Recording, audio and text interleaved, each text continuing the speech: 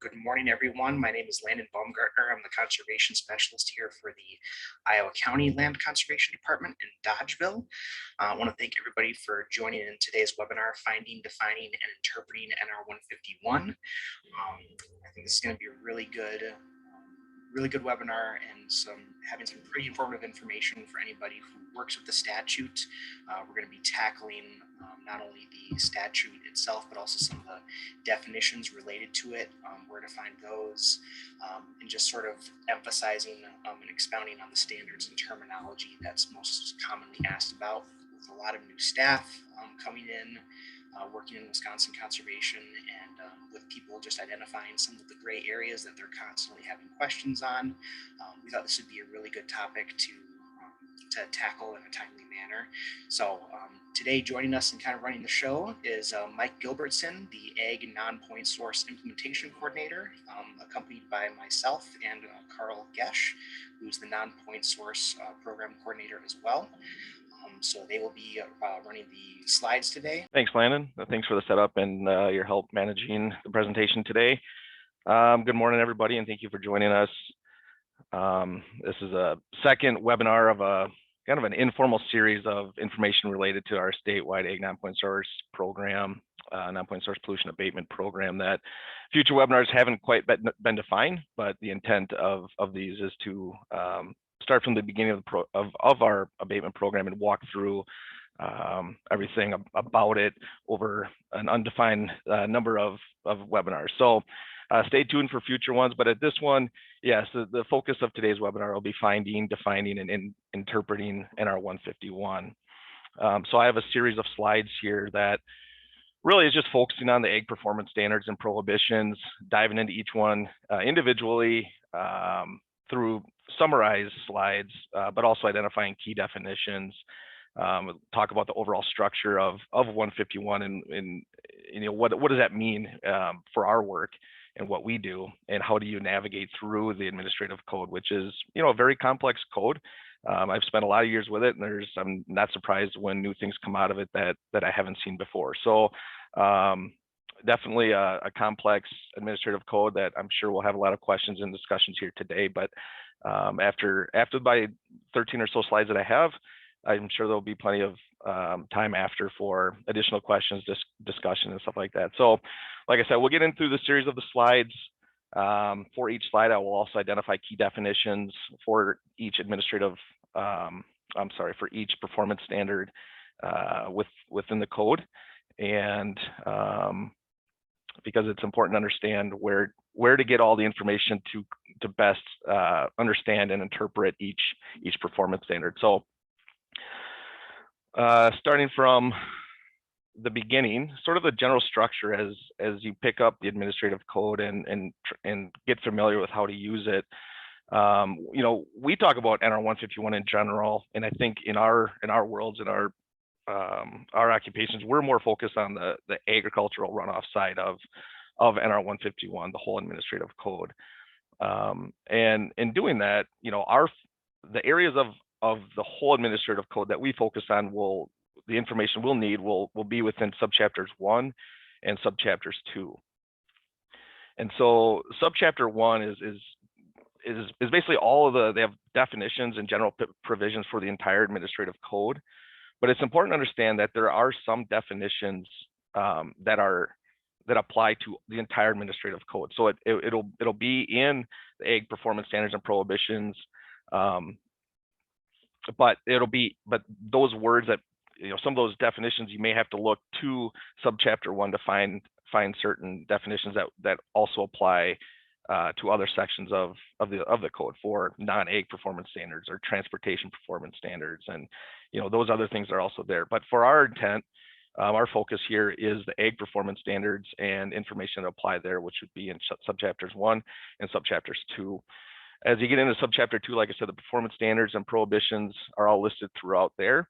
And there is another set of definitions within that subchapter that are specific to the ag performance standards and prohibitions. So like I said, you know, as you work through the administrative code, keep in mind that there are two areas that will have applicable definitions for the ag performance standards and prohibitions. So you may have to go outside of subchapter 2 to find that and get into the definitions in subchapter 1. And I'll point that out too as we get further into the slides here. And also just a general understanding of the makeup of our performance standards, ag performance standards and prohibitions is that there's two types of performance standards. There's cropland and livestock performance standards. Cropland obviously meaning those compliance requirements that would exist out in the cropland.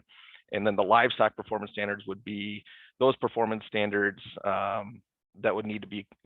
compliance would be required that would occur on the production site of the facility, or of the farm. And like I said, I grayed out the other subchapters of the administrative code because they don't apply. Well, they may apply to some of you, but for the purpose of this presentation, they don't. So I grayed those out, and we'll focus on mostly subchapter 2 here, the ag performance standards and prohibitions. Okay, jumping into it. The first performance standard, NR 151.02. This performance standard is the sheet, rill, and wind erosion performance standard. So this is an example of a cropland performance standard. Pretty self-explanatory of what the intent of this performance standard is. Ultimately, all land where crops or feed are grown, including pastures, shall be managed to achieve a soil erosion rate equal to or less than the tolerable rate established for that soil. So this was one of the original performance standards when NR 151 was developed. You can see that down in the history below, where it says here September of 2002.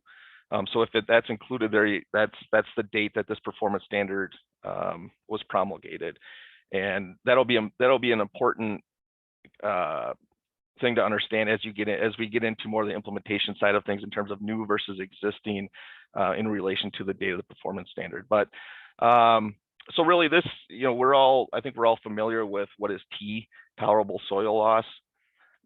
This is mostly managed through nutrient management plans, so long as they're implemented properly, and should be meeting T through the nutrient management plan. So there is some crossover here about how compliance can be achieved, because you'll see in future or in some other slides here about nutrient management planning and stuff. So, but yeah, this is one of the original performance standards.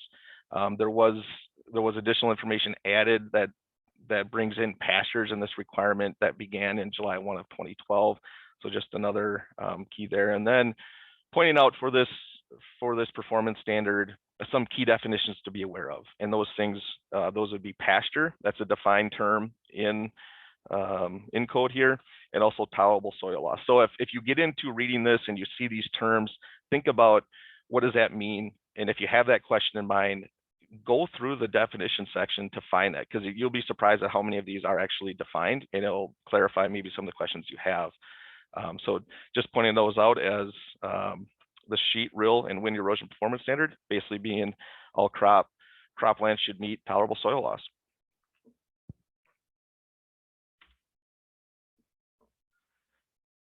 Okay, the next performance standard in NR 151.03, this is a tillage setback performance standard. Really, the purpose of this standard simply is to prevent any sort of tillage operations from destroying stream banks. And literally what this means is preventing the deposition of soil directly into surface waters. And there you can see that there is a definition for surface water. It takes you to NR 102 to get that, but there is that link there. And then it gets into some of the requirements for this performance standard. And it's the intent of this is basically to, maintain stream banks and avoid negative impacts that would impact the integrity or deposit soil directly into surface water. So then it talks about tillage operations. No tillage operations may be conducted within 5 feet of the top of the channel of surface waters. Tillage setbacks greater than 5 feet, but no more than 20 feet may be required to meet this standard. And kind of a rule of thumb as you look at this is, the area within the tillage setback is that area must be managed so that adequate sod or self-sustaining vegetative cover provides a minimum of 70% coverage. So, there's, what is adequate sod or self-sustaining cover? That's a definition that would, go back into that sections and look at what that definition is. And then surface water is also listed there and defined. To be honest, I haven't seen any non-compliance related to this performance standard. Maybe some of you have, but just noted that this is one that I've never heard a complaint for or seen any sort of compliance actions needed for this performance standard, but it is there.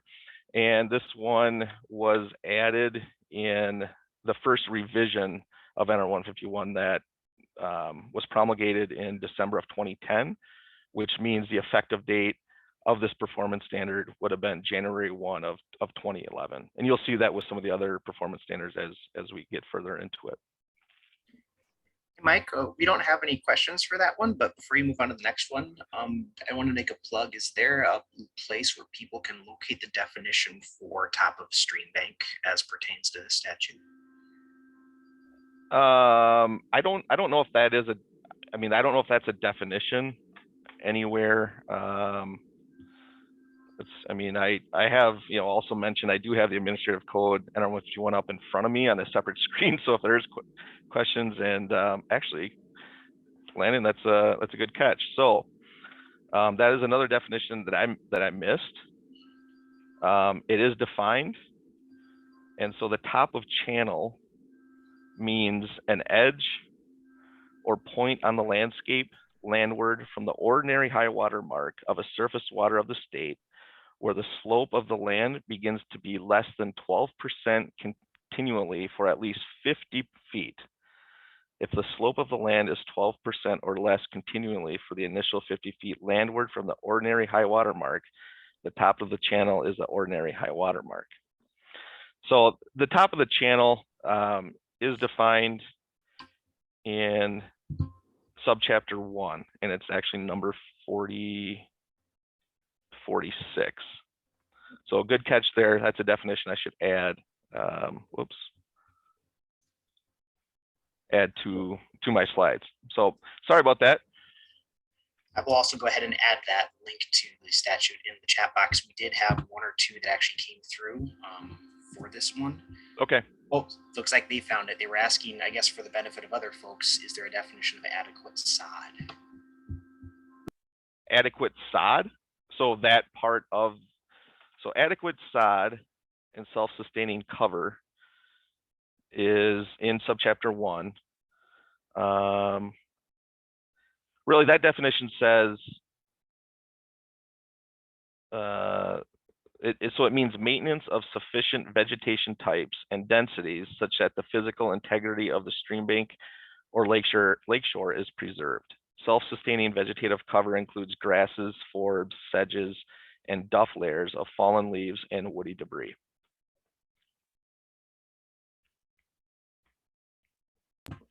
Okay, thanks, Mike. I think that's all we have for this one. All right.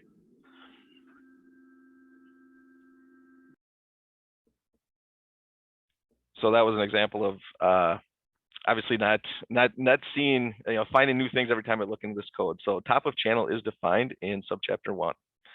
Thanks for that.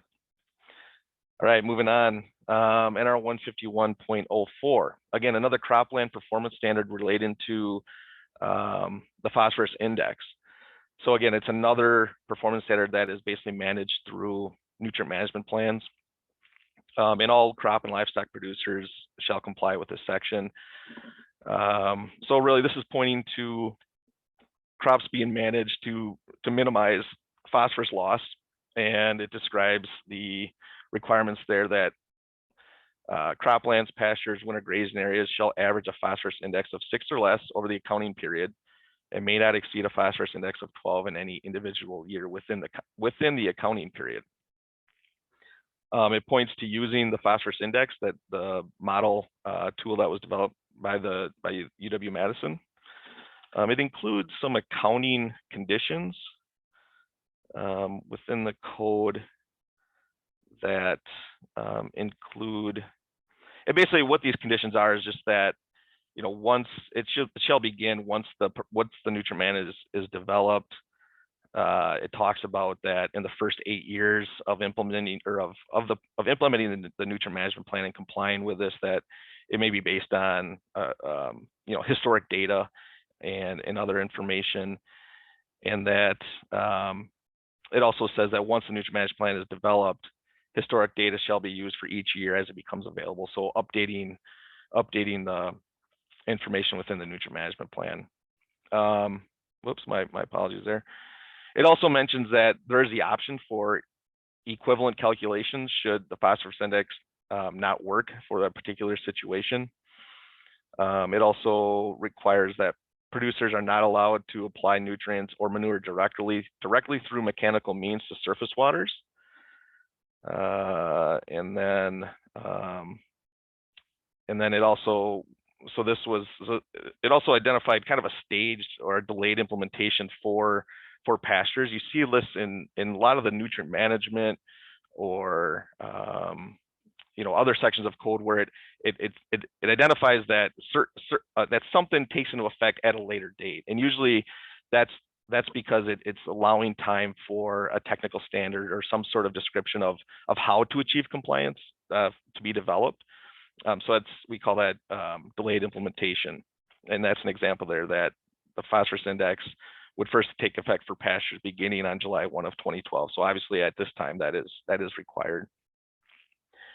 And then pointing out some key definitions here for this performance standard that would include the accounting period, what is cropland, a crop producer, livestock producer, pastures, phosphorus index is defined, surface waters are defined, and winter grazing areas.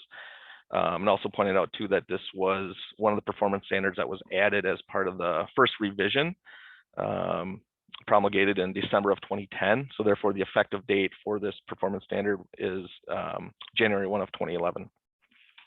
Thanks, Mike. We do have one question for this one related to the accounting period for phosphorus index. When a new operator takes over managing a field that has been in a plan, is the new operator required to obtain and use historic information for that field? Let's see here.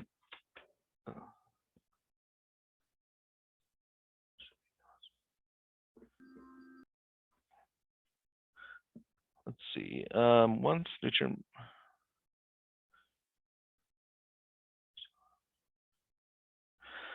I mean, I would say, based on number 3 there for the accounting period and administrative code that says once the nutrient management plan is developed, historic data shall be used for each year as it becomes available. I think the intent of this is that if there is no historical data, that there are other ways to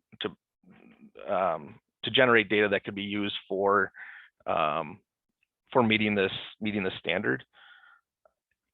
I would, so I mean, based on what I read here, it is, historic data shall be used each year it becomes available. So if there is historical data for that field in the situation, that should be used to continue that nutrient management plan. Okay, I think that's the only one we had. Thanks, Mike. And we don't see a lot of compliance, non-compliance issues with this performance standard, like directly. This is another one of those that are, sorry, something going on here. This is another one of those performance standards that is covered through that is built into the nutrient management plan through through SNAP Plus. So a lot of this is sort of covered based on the nutrient management plan. There's not really so much a field being managed just for this performance standard only. It kind of takes care of itself through SNAP Plus and the development of plans through that and meeting the 590 standard. I think you may have answered the other question that came through that says, does this refer to previously certified fields where the NMP is on record? So in theory, should be reviewable to provide the historic data? That's correct. Yeah. I mean, that is, I guess jumping ahead into the nutrient management plan performance standard. I mean, I think that's the most common area that we see where compliance with the standard is not achieved, in that they may have a plan, but they're not showing any sort of update of the information within for what actually happened in previous years. And so as we run into issues of cropland performance and we ask about nutrient management plans, that's the most common area, in that they're not being updated with historical data.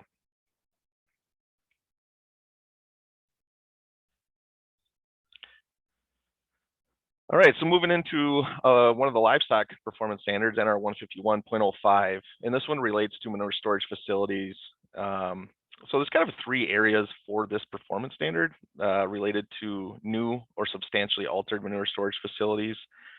This performance standard also describes closure requirements for manure storage, and then there's a section in there about existing facilities. So this is one of the original performance standards when 151 was developed. So it was promulgated in September of 2002. So the effective date for this performance standard would be October 1st of 2002. And you'll see this as you get into the code at the bottom of each performance standard to be able to see, understand, where this performance standard came in, promulgation, effective date. It'll say register of September of 2002, but really it's the first day of the next month after that promulgation month. So that's the effective date becomes the first day of the next month after. So what this performance standard says is that, after October 1 of 2002, all new or substantially altered manure storage facilities shall be constructed and maintained to minimize the risk of failure and leaks. And so what does that mean? Maintain to minimize the risk of failure or leaks. In our world, I think, and this is covered a lot through local ordinances and the requirement that manure storage be built to NRCS standards, that would definitely, meet that requirement. And that's pretty much the standard. I think everybody knows especially if we're going to cost share a manure storage facility, that it's going to be designed to 313 standards. Let's see here. So levels of materials in the storage facility may not exceed the margin of safety level, and that's defined. Basically, what it's saying is the area within 1 foot of the top of the facility. And then there was an addition in 2010 about any facilities constructed after January 1, 2011 must contain the 25-year, 24-hour storm, which I think is pretty common. I don't know how many storages are being built outside of that. So that's the requirements for new or substantially altered. Again, substantially altered is defined. Closure requirements. So manure storages are required to be closed when an owner ceases operation, or no manure has gone in or out of the manure storage facility for 24 months. It does allow, in cases where, that the owner may retain the facility. Those things are related to, basically you're looking at the condition of the structure. Was it designed, constructed, and maintained in accordance with basically this first part, that was maintained or constructed to maintain and minimize the risk of failure? So is it in good condition? Is the facility designed to store manure for a period of time longer than 24 months? So if it's a decent sized facility, that's another thing to consider for allowing the owner to retain the facility. And if the owner is anticipated to bring this facility back into use at a later date, those 3 conditions are considered to not require that closure. So those are described in code. I didn't put them in here because then the slides get a little long. So and then finally, existing facilities that pose an imminent threat must be upgraded, replaced, or abandoned. So obviously, what is imminent threat? That isn't defined, but I would say we would be looking at, what's the general, how old is the structure? Is there some obvious leaks in the structure, or, do we know the condition of the floor of the structure? Is there high groundwater in that area? Are there local water? Is there water resources nearby that the condition of this facility and the manure thin may pose an imminent threat? So those are some of the things that we would consider to help to make that determination of an imminent threat. And existing facilities may not exceed the margin of safety level. So again, key definitions here: margin of safety level and substantially altered. Great. We do have a couple questions in this one, Mike. Okay. What does it mean to be designed to hold manure for over 24 months? Most are designed to hold manure for 7 to 12 months. And I know here in the driftless area, at least in Iowa County, with smaller storages, it can be smaller than that. Just throwing that in there.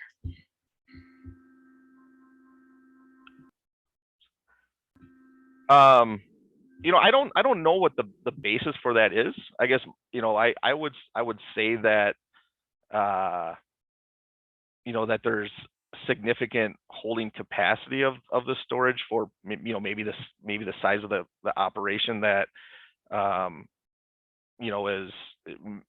is able to, is more likely to hold that amount of manure with a low risk of failure.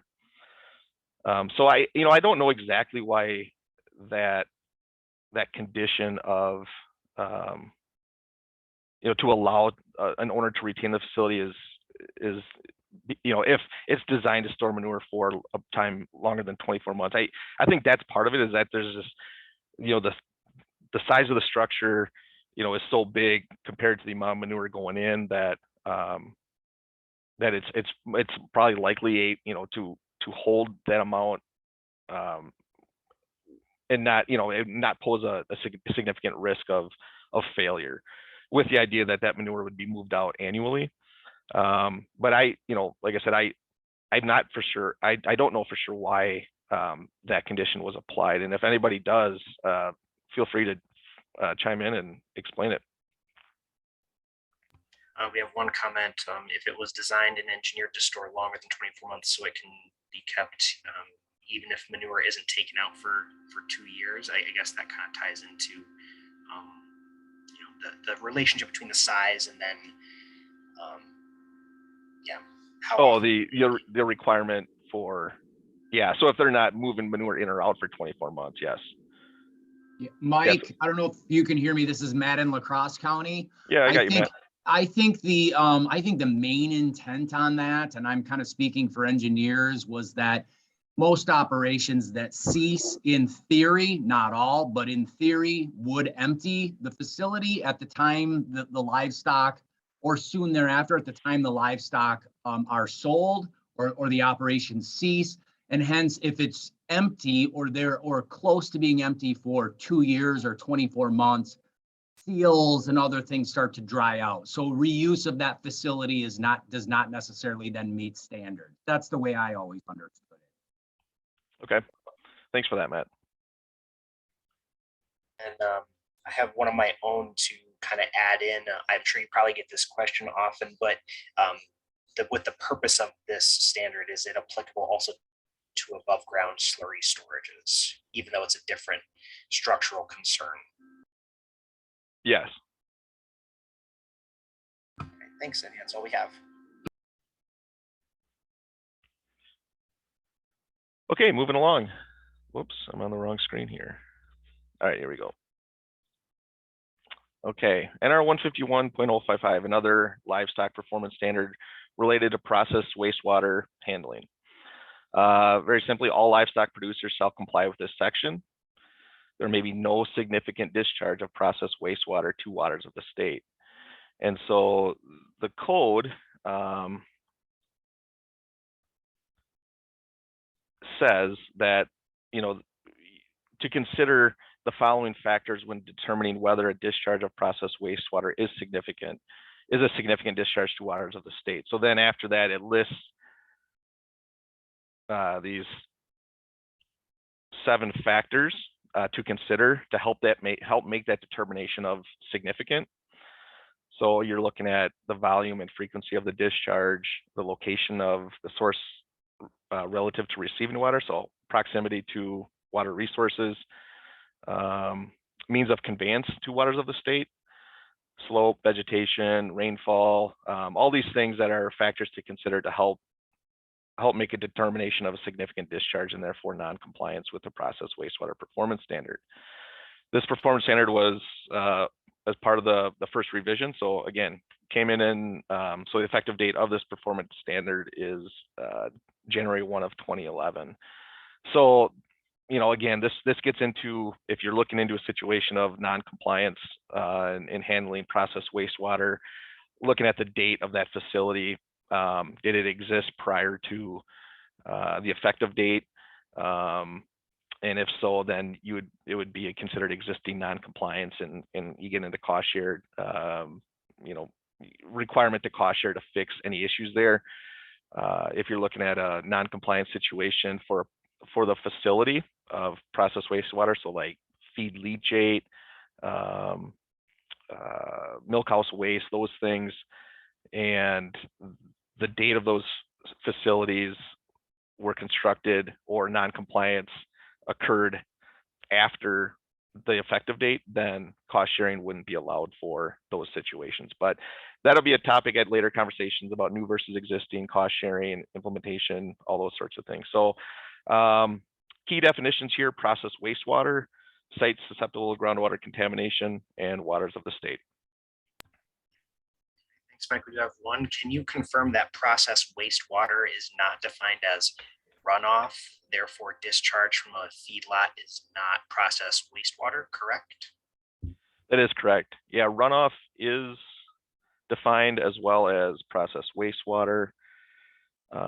Processed wastewater is defined as wastewater from the production area directly or indirectly used in the operation of animal feeding operation that results from any or all of the following: spillage or overflow from animal or poultry watering systems, washing, cleaning, or flushing pens, barns, manure pits, or other animal feeding operation facilities, direct contact, swimming, washing, or spray cooling of animals or dust control, and water that comes into contact with any raw materials or animal byproducts, including manure, feed, milk, eggs, or bedding.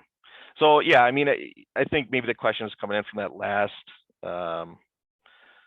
that last part there about any raw materials, including manure, feed, milk, egg, or bedding. So, you know, there is maybe some overlap there about, you know, what is direct runoff from an animal lot or a feed lot versus, you know, manure that, you know, or water that comes into contact with manure here. So maybe similar, but there's probably a couple different ways to approach a situation like that. But I think in terms of what we look at for what is processed wastewater, I think we're mostly looking at, you know, feed leachate, milk house waste. Those are the more common types of processed wastewater that we deal with under this performance standard. Okay, I think that's the only one we have for that slide, Mike. Okay, and lastly, I'll just point out, and I think there'll be, you know, comment regarding the direct runoff guidance document that's out there for public comment. You know, this is the section of code that guidance document is pointing to about what is significant, and it's related to, and I'll talk about this in a few minutes here, direct runoff and significant, and that question that we've wrestled with for you know, many years here. So what that is pointing to is basically considering these factors listed here about determining significant.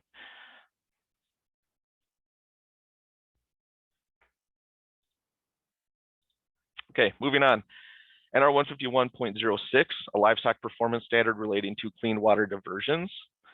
All livestock producers within a water quality management area shall comply with this section. Right, so starting there, first, you know, running into situations,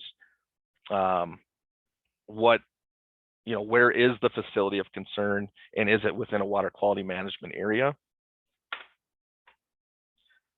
The definition of water quality management area is basically within 1,000 feet of a lake or 300 feet of a stream.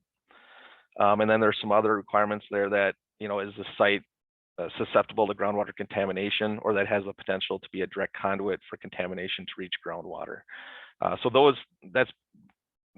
that's basically what a water quality management area is. So you start with, where is the, you know, the feedlot, the manure storage area, the barnyard area? Is it within the water quality management area? And if so, then this would apply. So that diversion would be required to keep runoff from contacting these facilities within the water quality management area. And also it adds in here that a diversion would be required to protect a private well if the feedlot, manure storage, or barnyard area is located upslope of the private well. So obviously if there's clean water coming into contact with these facilities, picking up waste and potentially flowing downslope to a private well, there would be, that situation would require a diversion. Obviously, if the private well is upslope of these facilities, then a diversion would not be required. So again, key definitions for this performance standard: feedlot, livestock producer, runoff, and water quality management area. These are all terms used in this performance standard that are defined in NR 151. One of the original performance standards, obviously promulgated in September of 2002, effective date October 1 of 2002. Thanks, Mike. I've got a couple to add to this one.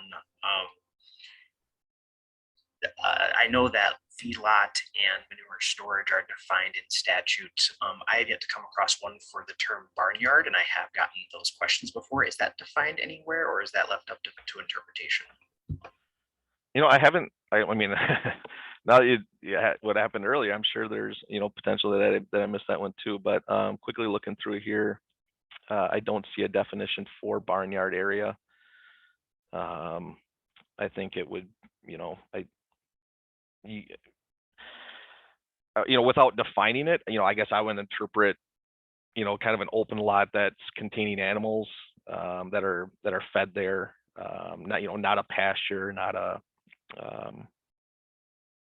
you know, I don't know. I don't know if there needs to be a definition of a barnyard, and if anybody's running a situation where they, you know, it's questionable whether it's a barnyard or not, and whether a diversion is needed. I think between a feedlot, a barnyard area, obviously where areas where animals are contained, is kind of how I would look at that and make it a determination of whether a diversion is created. But no, I do not see a specific definition for barnyard areas. Sure. Yeah, it's more come across as far as like walking lanes to and from like feeding areas and lots and milking parts, things like that too. So maybe less risk areas. Yeah, and also to point out, I mean, manure storage areas also isn't defined, but manure storage facility is.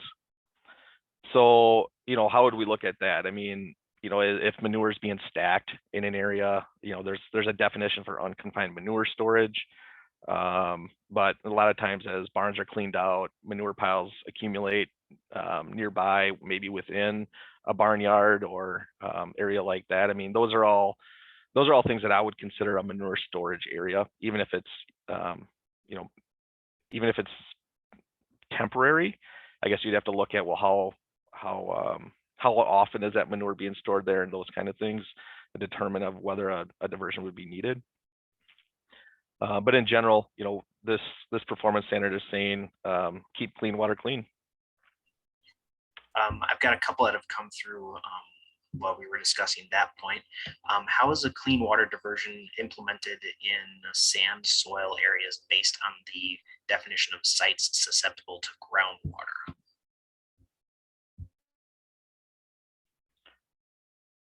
The concern is probably the permeability aspect of it.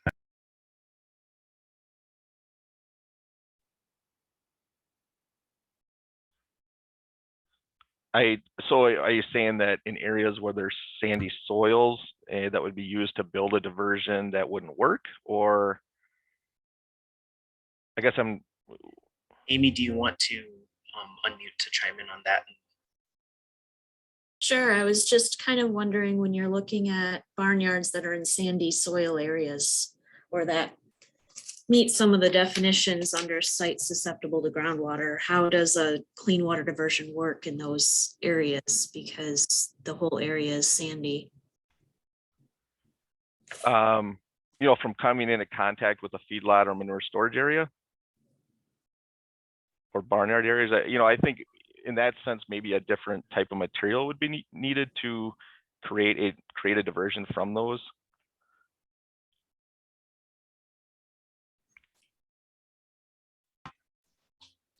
I think we have one more. If we've closed out that one, are private ponds a part of a surface water quality management area? And followed up by, what if navigability is in question? So a water quality management area. So, okay, I think there's a couple. Okay, a water quality management area is defined. It's basically the area near resources. So 1,000 feet from a lake, and there's some other definition, or there's more to it than just that. I mean, there's other language in the entire definition, but it's 1,000 feet from a lake in general, 300 feet from a stream. So if a barnyard, a manure storage area, feedlot is located within that area, is when this performance standard would apply. If the question is regarding like private ponds, that's more of a question of, is that a water of the state or surface water? As far as I understand, private pond, the waters of the state does not apply to waters that are entirely confined within a single person's residence or ownership. It has to cross some sort of ownership boundary in some way, from what I understand, if that's correct. And then a water quality management area. Looking back at the definitions during my experience implementing the Clean Water Diversion Standard, it distinctly says that the Clean Water Diversion Standard is applicable to navigable waters, not waters of the state. So I think that's where that question is coming into play, because that's a more specific, less inclusive definition. Yeah, and then, you know, I guess getting into, you know, private ponds and stuff, you know, related to the definition of surface waters. That's why I jumped back to a few slides to get to that definition. But when you click on that link, it takes you to the definition that says, means all natural and artificial named and unnamed lakes and all naturally flowing streams within the boundaries of the state, but not including cooling lakes, farm ponds, and facilities constructed for the treatment of wastewaters. So, you know, a private pond would be considered as part of surface water. And then Landon, say again what you're talking about in terms of navigability. Sure. So the Clean Water Diversion Standard, if you go into the definition of a surface water quality management area, so a couple of tiers into the definitions here, that is defined as within 300 feet of a navigable water, so a navigable stream, and that's where it kind of gets a little bit gray as far as what can be determined navigable based on if it's perennial, intermittent, etc. I think that's where the question was getting at. Oh, I see. Yeah, we went into that quite a lot here in the driftless area, I know. Yes, so it's 300 feet from the ordinary high water mark of a navigable water.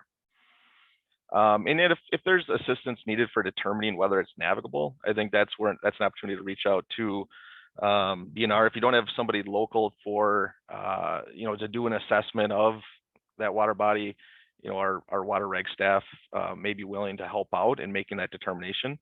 So that's one resource you could use to, because we run into these all the time of whether that resource is navigable or not. So yes, the term water quality management area is about navigable waters. But if assistance is needed, reach out to your regional coordinator and we'll find somebody to help make that determination. I think if we have time for one more, I think we just have one more for this slide. Is a diversion needed if there is a well nearby and the lot is an earthen lot on highly susceptible sandy soil? Assuming the well is upslope, of course, to a so surface water is not an issue. It's the well that's of concern here on sandy soils. Well, I mean, according to the language here, a well is, a diversion is required to protect a well if the feedlot, manure storage, or barnyard is located upslope of the private well. So if these facilities are located downslope of the well, this requirement, the compliance with that, there is no requirement to divert water because, of flow probably not going up into that well upslope. Is the question regarding permeable soils and the risk of infiltration and contaminating a well? That's a different situation outside of this performance standard. All right, that's all we have for that one. All right, so nutrient management, I think there's not a whole lot that we need to go through on this cropland performance standard. This one's going to cover a lot of the performance standards that we talked about already: phosphorus index, tolerable soil loss, those sorts of things. But basically all manure and other nutrients applied to fields shall be done so under nutrient management plan. And I think that's basically the summary of this performance standard. Nutrient management plan meaning meeting the 590 standard for non-permitted farms. And then when you get into this section, you'll see other requirements and later dates that were assigned when this performance standard was created. Again, that's another example of this phased implementation and different dates for compliance requirements related to, for example, watersheds that contain impaired surface waters or outstanding or exceptional resource waters. There were some things that were built into it to allow time for the creation of technical standards to be used for complying with that. So there's a lot in there that I just couldn't fit into this slide, but that's what if you get into and start reading that, that's what that's getting at. And again, so key definitions for the nutrient management performance standard: crop producer, livestock producer, manure, waters of the state, impaired water, outstanding or exceptional resource waters.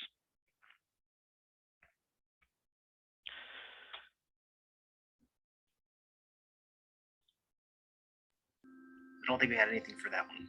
Okay. So moving ahead to the Silurian bedrock performance standard. Obviously there's a lot into this performance standard that would fit on just one slide, and so I just provided a summary here. But again, this is a target performance standard that applies to certain cropland within 16 counties along the eastern side of the state, basically where Silurian bedrock exists, and it applies to all crop producers and livestock producers that mechanically apply manure. So it's important to understand that this is focused on mechanically applied manure applications, not pastured animals. And it's, again, like I said, it's mechanical application of manure is prohibited on soils less than 2 feet to Silurian bedrock. In general, the requirements of this rule get less restrictive as soil depth over Silurian bedrock increases. So as there's more soil between the surface and bedrock, there's less restrictive requirements of this performance standard. The intent here is to reduce the risk of pathogen contamination of groundwater. And then once you get into this complex performance standard, there is some flexibility that allows manure in these shallow bedrock areas, and that's tied to where manure application rates are reduced. Maybe the manure has been treated or composted so that the concentration of pathogens is really low, therefore the risk for pathogen contamination is low, and timing of application. So it was set up to allow some flexibility for manure within these restricted areas, and these are some of the ways that would be allowed. A whole series of terms were also created in this performance standard, so you have those listed there. But things such as, what does injection mean? What does pre-tillage mean? Silurian bedrock, that definition lists the counties where this targeted performance standard applies. If you're not in one of these counties, this performance standard does not apply applied to the cropland within within that county. So this was, like, again, a targeted performance standard. It only applies to these areas of 16 counties in the eastern part of the state. It was promulgated in June of 2018 with the effective date of July 1 of 2018.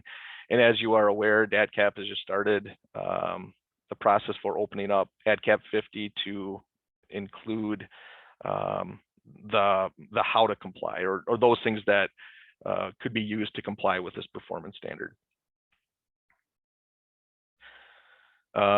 You know, we could spend a whole hour on trying to explain the nuances of just this one performance standard. So I'd like to hold off from trying to get into explaining those sections at this time, but feel free to reach out if you want more clarification on this performance standard. Okay. Do we have any for that one? We have a couple of general comments we can touch on the end. Okay. All right. The manure management prohibitions, NR 151.08, series of, it's a livestock performance standard, and actually this is the one set of requirements that's in statute. So when the legislature ordered the development of NR 151, it said in statute that the minimum requirements in there are these manure management prohibitions. So basically what this says is that all livestock producers shall have no overflow of manure storage facilities, no unconfined manure pile in a water quality management area, no direct runoff from a feedlot or stored manure into the waters of the state. They may not allow unlimited access by livestock to waters of the state in a location where high concentrations of animals prevent the maintenance of adequate sod or self-sustaining vegetative cover. And it does include that this doesn't apply to properly design, install, and maintain livestock or farm equipment crossings. So key definitions here: adequate sod or self-sustaining vegetative cover, direct runoff, feedlot, livestock producer, livestock operation, manure storage facility, overflow, stored manure, unconfined manure pile, waters of the state, water quality management area. Obviously, I recognize that direct runoff is probably the definition we all want more on. And so I did include another slide to get into what does direct runoff actually mean. And so direct runoff is described in NR 151.015, it's number 7. And these are the components of this definition. So it's runoff from a feedlot that can be predicted to discharge a significant amount of pollutants to surface waters of the state or to a direct conduit to groundwater. And then these other ones apply to runoff of stored manure, including manure leachate that discharges a significant amount of pollutants to surface waters of the state or to a direct conduit to groundwater. Construction of manure storage facility in permeable soils over fractured bedrock without a liner, designed in accordance with 151.043. So that's an example of what would be considered direct runoff, and discharge of significant amount of leachate from stored manure to waters of the state. So even key definitions within this definition include direct conduit to groundwater, runoff, and surface water. So even as you're working through this definition, there are other terms used in this definition that are also defined, and just wanted to point that out. So really direct runoff, this is the basis for the guidance that is out for public comment right now.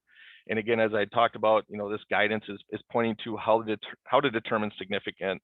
And so what we've done, and because this performance standard was developed in 2002, one of the original performance standards in 151, it didn't include these factors that the process wastewater performance standard included because that was added at the first revision in 2010.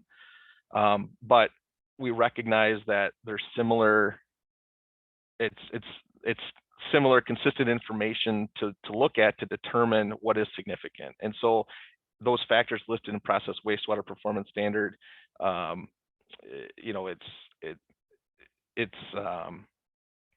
it's noted that we can use those for making determination of significant as it relates to the direct runoff definition used in the manure management prohibitions here. I'm assuming there's some questions on this one, Landon? believe it or not, I've not seen any for this particular one. No, not for direct runoff. I have posted the link to the public comment, the document that folks can read and publicly comment on for guidance in the chat Okay. box. If you want to refer to that, if folks want to refer to that one later and kind of just go off that. Great. Yeah, and you know, I mean, that's the other part that the guidance points out when you get to it is it's all of these are case specific, and you're using best professional judgment to make that determination of compliance. And what we're pointing to are these factors to consider for making that professional judgment. Finally, we created a table just to, I guess, just to generally see how the performance standards prohibitions are set up. We have a series of cropland performance standards. Whoops, my bad. Series of cropland performance standards, a series of livestock performance standards. We have statewide. Most of these are statewide, with one targeted standard being the Silurian bedrock. But just want to close with a summary of the makeup of the performance standards and prohibitions in NR 151. And that's all I have for slides. Landon, was there other questions? I think you said that came in. Yeah, there's just a couple of one question and one comment. Going back to the navigability question, somebody had said that DNR, at least where they're at, has told the county to work on making navigability determinations to the best of their abilities themselves, and then they've been sending over their findings just to confer with DNR staff. Is that a typical sort of process, or does that sound?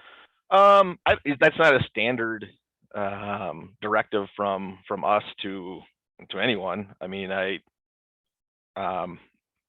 if there's supporting information that could help, I don't know. I mean, I look at this as you're running into sites that you have questions on, and to reach out to your regional coordinator, and that's what we're supposed to be. That's what we're in this together for, is to provide support and assistance in clarifying some of this stuff. So my recommendation is to request assistance and get somebody involved to help make that determination. Now, of course, I'm sure it's not going to be somebody just allocated towards the county making determinations for every water body, but if there's a situation of non-compliance related to the ag performance standards and prohibitions, and that determination is needed, then we should be providing that support to the county.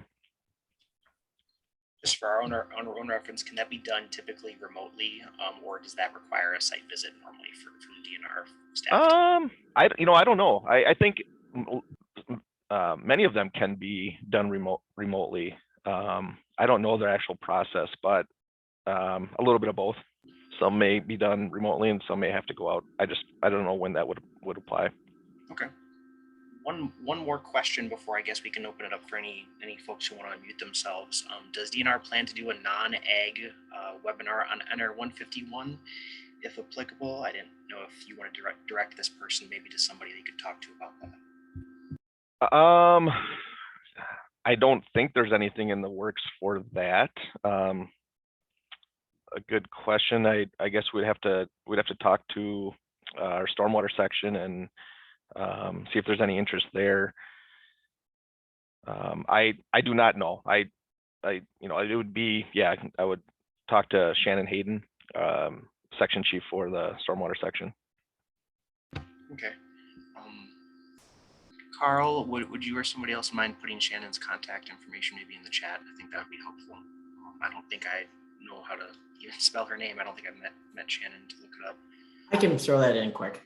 Wonderful. I appreciate that. All right. So I guess at this time that is the last chat that I really had come through that I can see on my end. If anybody has something that they want to bring up at the end, we're done with the slides now. So if you have a question, go ahead and unmute yourselves one at a time as best as you can, and we can go from there.